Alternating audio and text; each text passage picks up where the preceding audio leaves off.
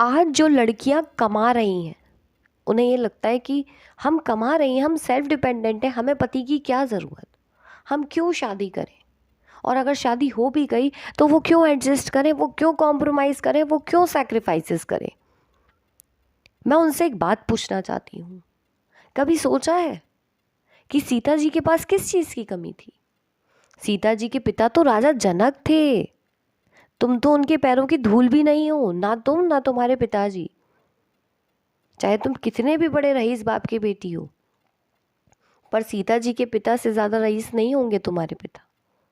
सीता जी के पिताजी ने जितना दहेज दिया था उतना आजकल का कोई रईस पिता भी नहीं दे सकता।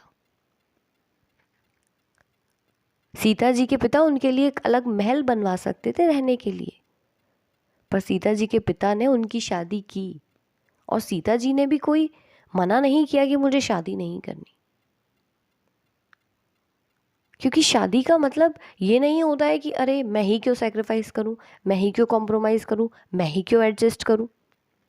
ये जो आज लड़कियों ने एक अलग ही ट्रेंड चालू कर लिया ना कि हम ही क्यों एडजस्ट करें, हम ही क्यों सैक्रिफाइस करें। बेटा प्यार में ये सब नहीं होता। अगर सीता जी भी ये सवाल कर लेती ना राम जी से कि मैं आपके साथ वनवास क्यों जाऊं, वनवास तो आपको मिला है, मैं क्यों जाऊं, मैं तो राजा की बेटी हूँ, मेरे पिता तो मेरे लिए एक महल बनवा सकते हैं, मैं तो जा रही हूँ अपने पापा के घर। इतनी कमज़ोर नहीं थी वो।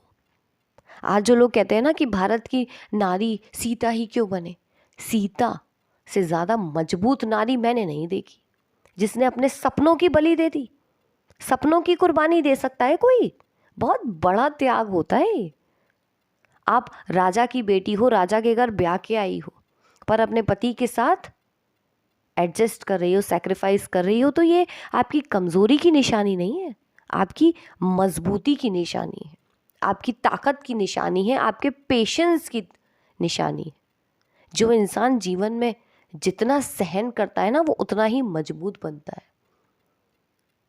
जिस पत्थर को छैनी हथौड़े की मार नहीं पड़ती ना वो मंदिर में मूर्ति बन के पूजता नहीं है।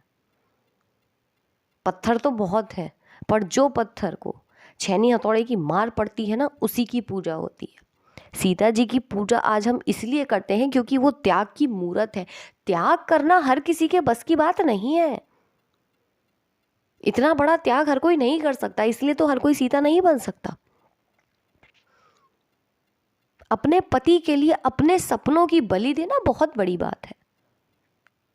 और प्यार में इंसान हंसते हंसते कर जाता है। इसमें कोई ये नहीं होता कि मैं क्यों करूं, मैं क्यों एडजस्ट करूं, मैं क्यों कॉम्प्रोमाइज़ करूं, मैं क्यों सैक्रिफाइस करूं, मैं कहाँ से आ गया।